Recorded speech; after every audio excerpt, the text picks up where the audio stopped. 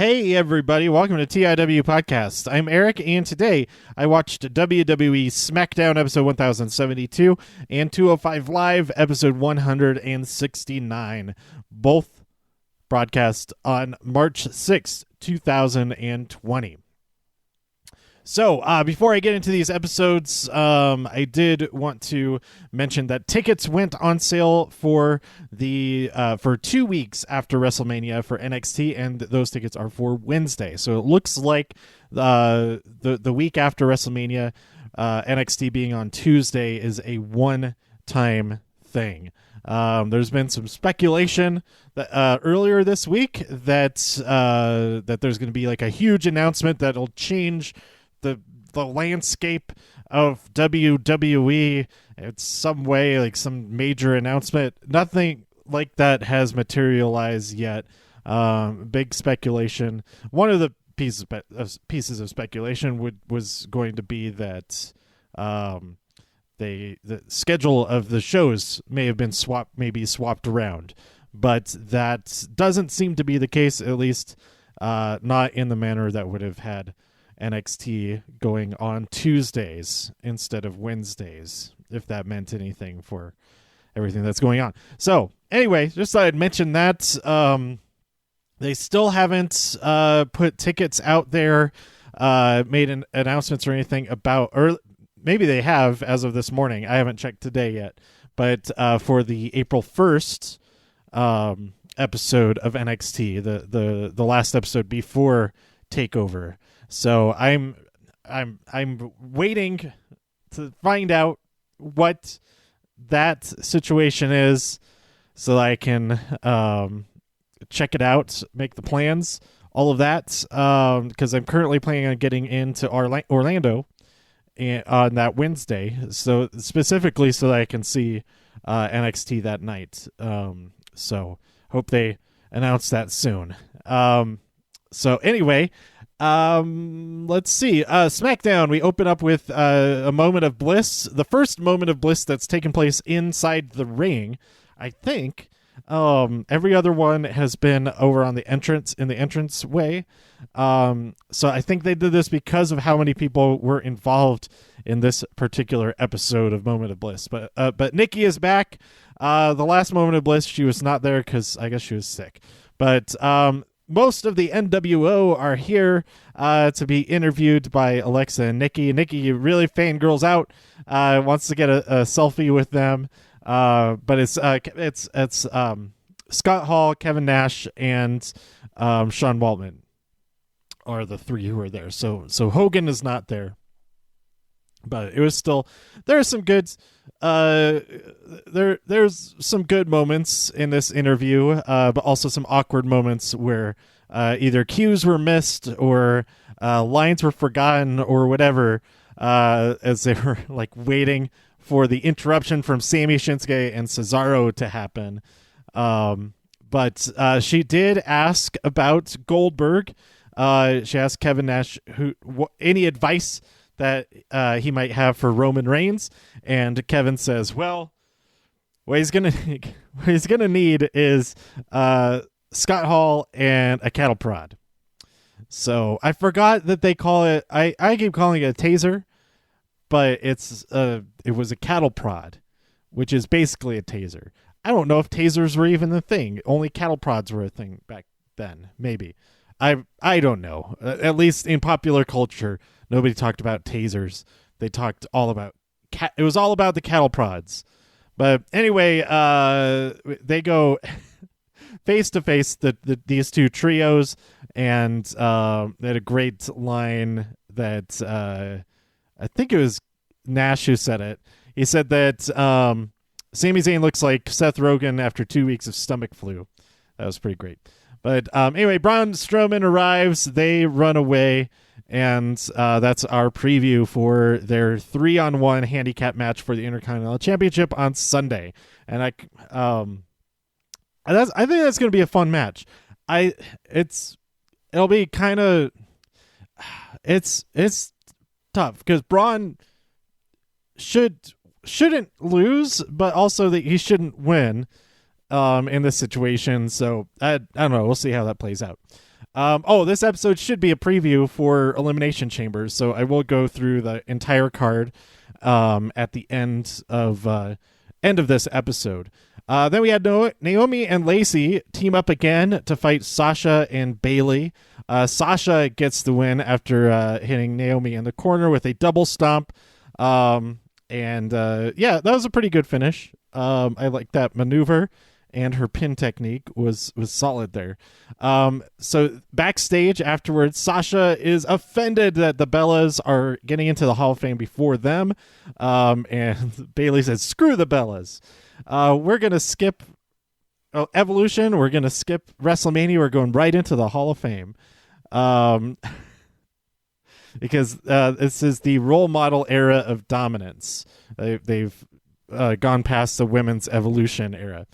Then we had Sheamus versus Apollo Crews. Sheamus beats him pretty quickly. Apollo Crews also refuses a handshake with Shorty G in the back. Shorty G says, hey, I've got your back if you just let me know. And Apollo Crews is like, no, you're dumb. Get away. So Sheamus wins via broad kick, and there's no follow-up with Shorty G's involvement and all of that.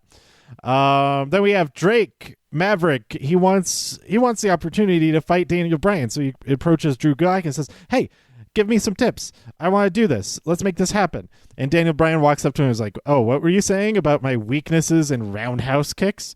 Because Gulak was starting with weakness number 17A. Is that kicks? Is 17 in general kicks? And then 17A is specifically the roundhouse kick? Maybe.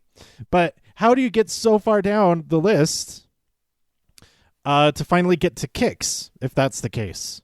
I don't know. Because the yes kicks, I would assume those are like a big part.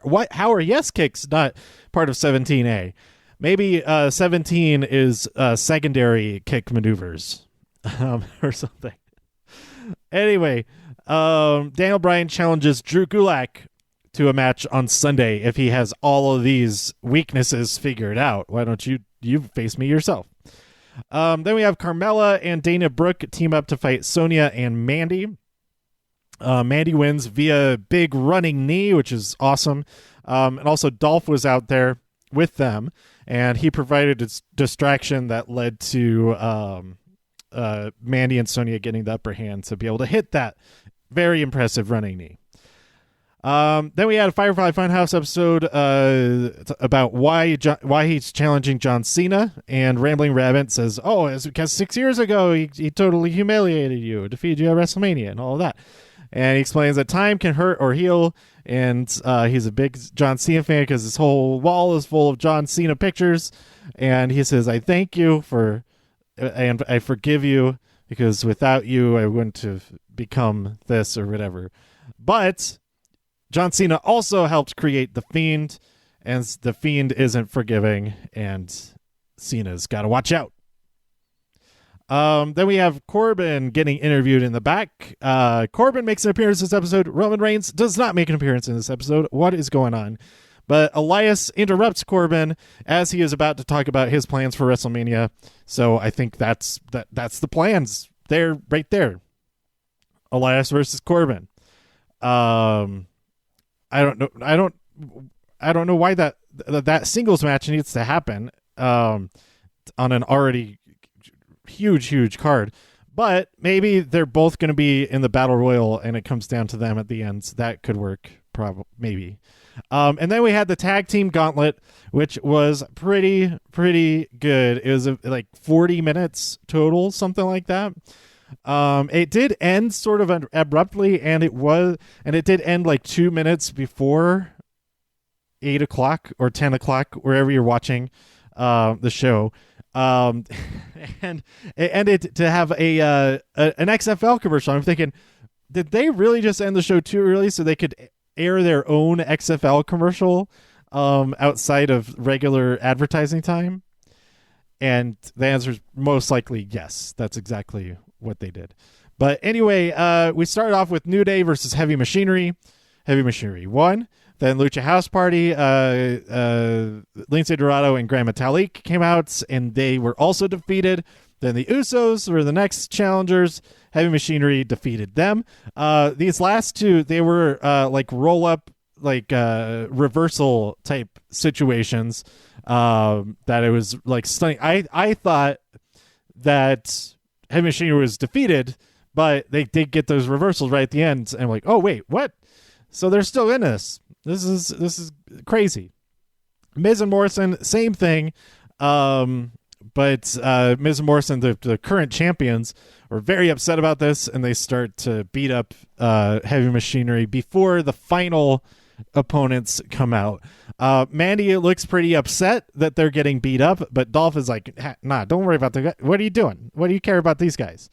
Before he goes out there with his tag team partner, Robert Roode. Dolph Ziggler hits the super kick on Otis to be able to get the win, and they will be the last to enter the cage, the Elimination Chamber, on Sunday. That was a stipulation for this gauntlet match.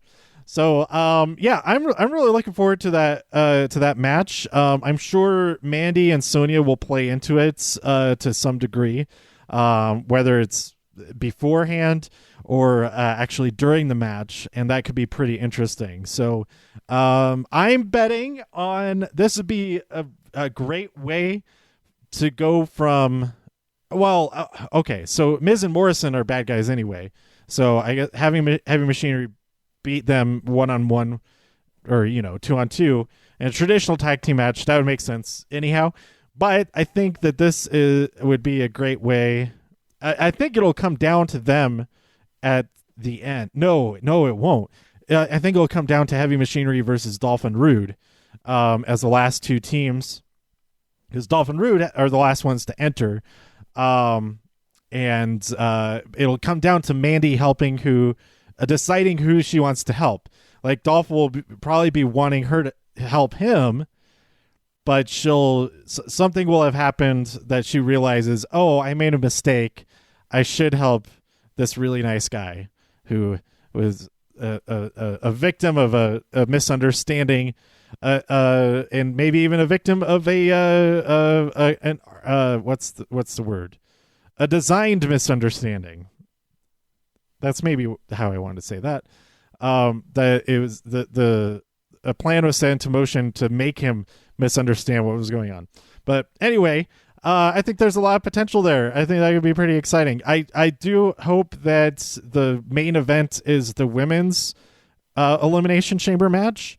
Because we don't have any championship. Well, we do have a championship match, but we don't have the top two championship matches going on. We don't have a Brock Lesnar match. We don't have a Goldberg match happening here. So I think the women's gauntlet will be the main event. At least I think it should be. But before I get into those predictions, talk real quickly about 205 Live. There were just two matches. Leo Rush, after the events of last week, he is not cleared to compete in that captain's match, 5-on-5 captain's elimination match next week. So Isaiah Swerve Scott is interviewed. He says, oh, we don't need a captain, but then says, like, whose house is this? Swerve's house. So it kind of like he's pretty much the captain now. But anyway, we have Swerve versus Arya Daivari. Swerve wins that match, old school versus new school. And then we have another or OG versus NXT. Tony Nese and Mike Kanellis versus Oni Lurkin and Danny Burch, or Loney Orchid. Loney Orca.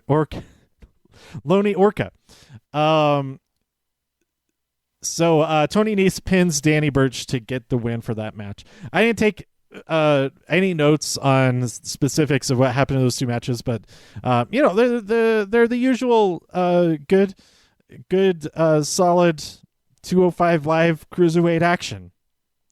I assume because there were only these two matches that they filmed this before SmackDown again, but I could be wrong about that. I didn't see any confirmation either way in discussions online.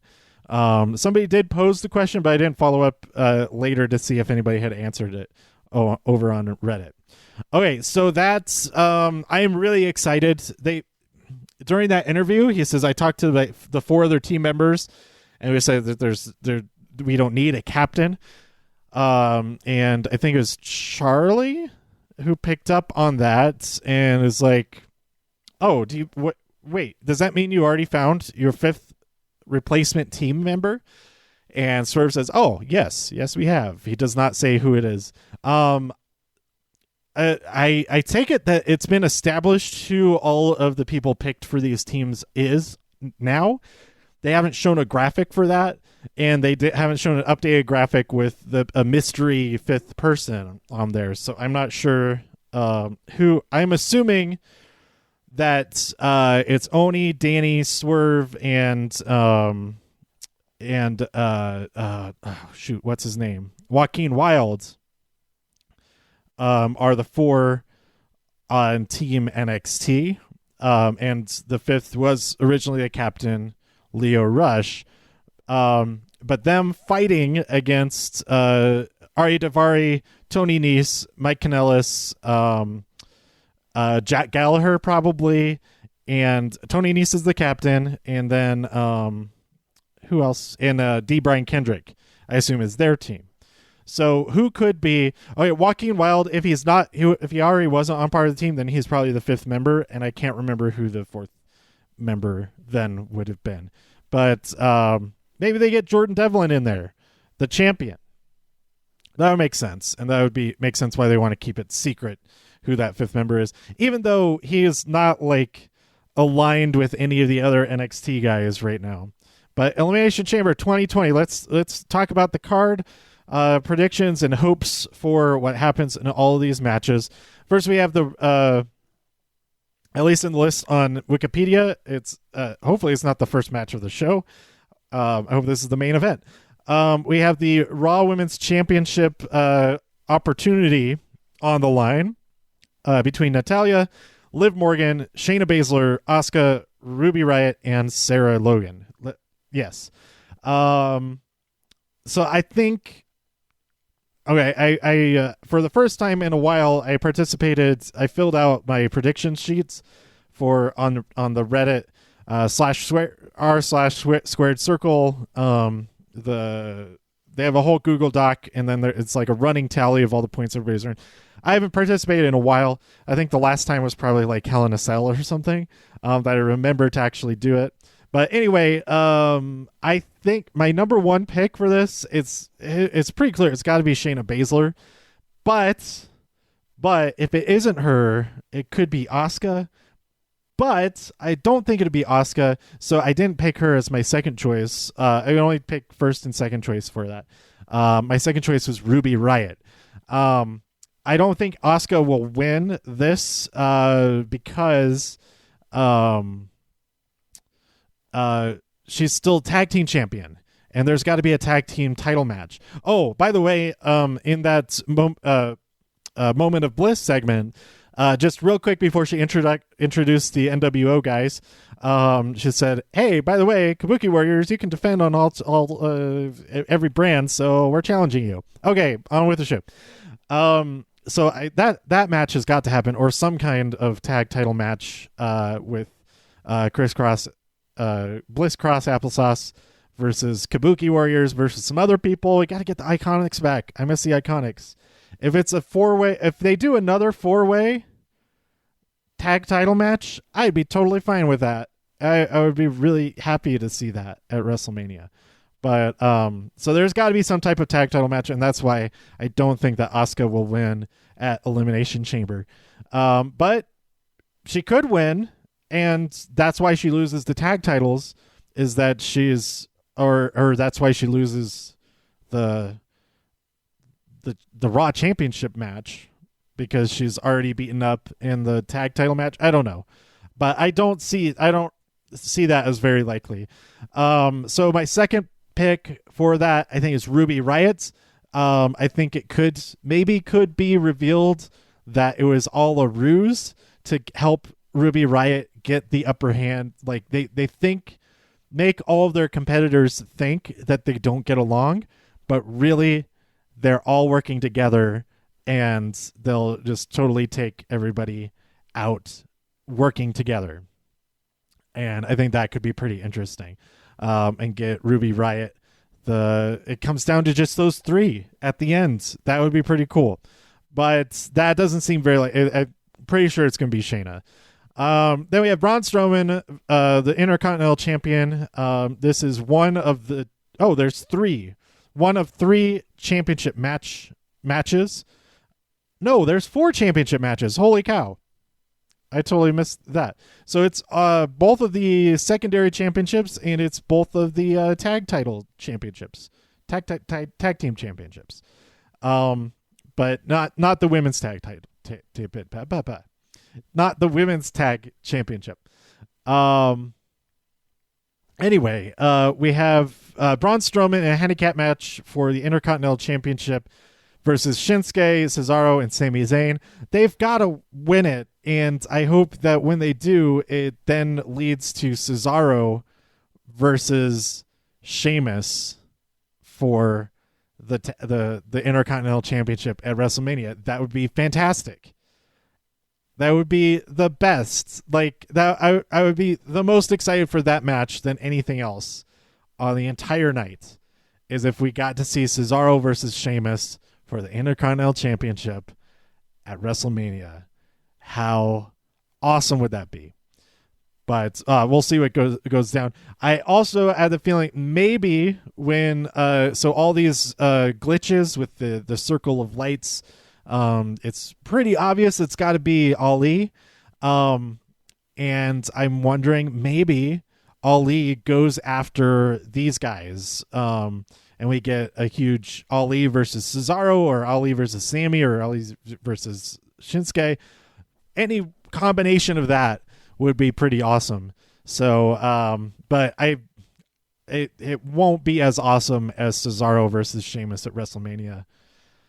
Oh, that'd be so good. But anyway, then we have The Miz and John Morrison versus The New Day versus the Usos versus Heavy Machinery versus Lucha House Party versus Dolph Ziggler and Robert Roode. My number 1 pick is Heavy Machinery. My number 2 pick is the Usos. I think that'll be... Yeah. And if the Usos win, if it's Usos versus New Day at WrestleMania, that would be pretty great. Especially if it's not on the kickoff show. Don't put that... But if the Usos win, don't put them on the kickoff show, please. Have them on the main show. Like they're always on the like every time they're either fighting for the championship or they are the champions for WrestleMania, they're not on the show. And then like the one time that they weren't in the match, they weren't in the match. That was when it was on the main show, and it was when the Hardys came back. So that's why it was on the main show. I think. I don't think that they were in. I don't think they were in that match. It was New Day. No, New Day wasn't in that match. Oh, now I got to look that up. Let's see. That was Takeover, or not Takeover, WrestleMania. It wasn't New Orleans. It was the year before that, which was in WrestleMania 2017. Let's see. WrestleMania 33. It was, let's see. Yeah, okay. It was Luke Gallows and Carl Anderson, who are the champions, versus Cesaro and Sheamus, The Bar, and Enzo Amore and Big Cass. And then the surprise 4th team. It looked like it was going to be the New Day because they were host of the whole thing, but it ended up being the Hardy Boys. So they had just wrestled at ROH Ring of Honor the night before or something like that. So it was like a huge thing. It was a pretty big deal. Where did 33 take place? Was that in Dallas? Not in Dallas. It was in Orlando, of course. Could a similar situation happen this year at WrestleMania with the New Day being the hosts of the show? That could be pretty interesting, but we'll see what happens. Yeah, the Usos, they weren't in that match. I don't know if they've ever had, even last year, I think they're still on the kickoff, maybe. But anyhow, oh crap! let's see. Reopen close tab. There we go. I closed Elimination Chamber instead of the other one. So yeah, this, like I already talked about it, that I'm really looking forward to that match. That's going to be really interesting. Then we have the Street Profits, defending champions versus Seth Rollins and Buddy Murphy, who I forgot to mention this. Seth, last week when he was upset, he was calling him Buddy, and then he like corrected himself. He was like, Buddy, come here. Oh, wait, I mean, Murphy. So it's messing with their heads. They lost his name. Did I talk about this on the show before? That perhaps everyone who joins the Church of Rollins, they change their names to their last names to Rollins, but they don't mention they don't mention it, so that's not confusing. Even though Buddy Murphy is his last name, Murphy is now his first name. I know this is convoluted, but Murphy is now his first name. He dropped his original first name, and now his last name is Rollins. So you have Seth Rollins, Murphy Rollins, Akam Rollins, and Razar Rollins, and that's what I think is going on with that. Anyway, then we have Alistair. I think the Street Profits will retain. Kevin Owens will certainly help out once again to help neutralize the AOP. Then we have Aleister Black versus AJ Styles. Aleister Black's going to win. It's a no disqualification match, so maybe, I mean, the OC will definitely be involved, but perhaps we'll have some type of something that will happen to make them a non-factor. Maybe Aleister will summon some type of demon minions. But anyway, that's going to be really good. I think that's going to be really good. And it'll be there are lots of complaints about the match this last Monday with Aleister getting defeated by AJ Styles, but he had just fought two other people, so I didn't think it was that big of a deal. So anyway, of course. All right, Undertaker's going to show up. He's definitely going to show up and be involved with this. Oh, that's going to be good. That's going to be real good. Unless it doesn't happen, then I'll be annoyed because that should happen. Then we have Andrade, the United States champion, versus Humberto Carrillo. This is the first time defending the championship in like 45 days or so. Not that long. 40 days. Maybe 37 days. But Andrade, I think he will win, and I hope that this leads to a fatal four-way between all of them for the United States Championship at WrestleMania. That would be awesome. That would just be great. I know we had the tag team match this last week, which was amazing, but have all four of them all against each other. Don't even make it a regular fatal four-way. Make it an elimination fatal four-way. That would be amazing. So there's no you still have to keep fighting. Like, there's no just sudden stealing the win. You have to work your way through all three of your opponents to get that win. So yeah, I think Andrade will successfully defend his championship, and hopefully we get a four-way elimination match. That would be so great.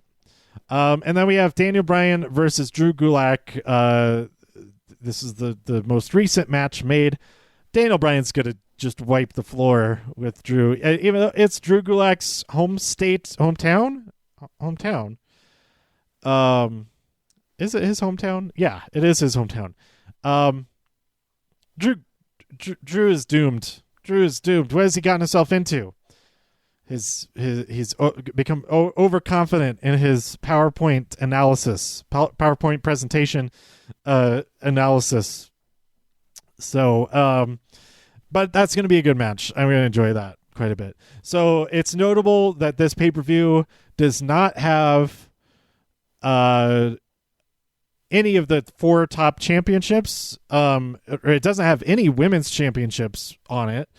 There's only the one women's match, so I hope that they do add Bayley versus somebody like last minute, and then Bayley will be like, wait, what the heck? I thought I had this Sunday off, and then that could be a reason that she might lose because she wasn't preparing for that. She was, off having mimosas Sunday morning, and then she finds out she has a match, so she has to wrestle drunk, and she can't. She doesn't have the reaction time that she usually needs, and all that.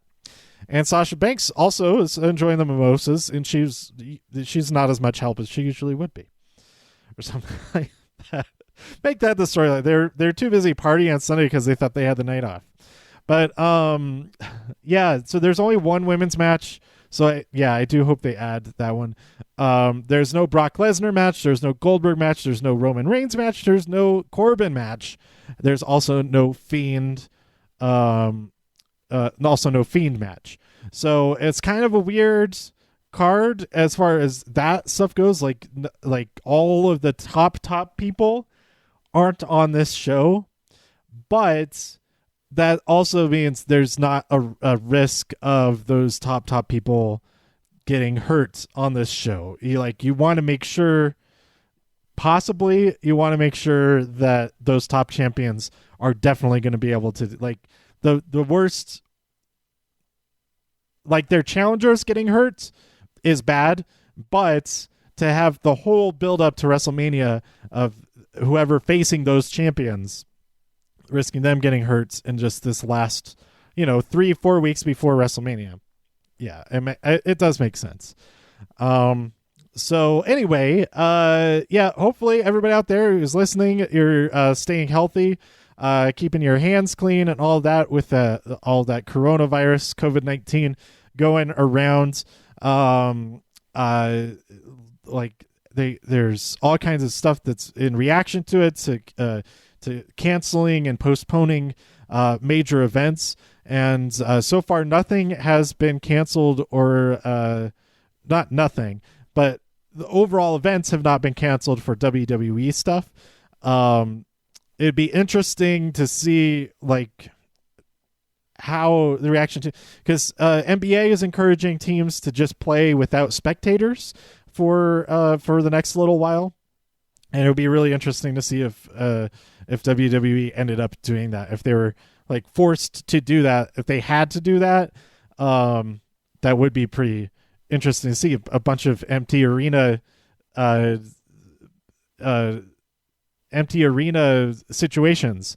And if they did that, would they even bother to travel all around? Would they just have all their shows in one arena each week, the same arena each week, just keep their stuff nearby, and all of that? I don't know. But anyway, hopefully everybody out there listening and everybody is staying healthy.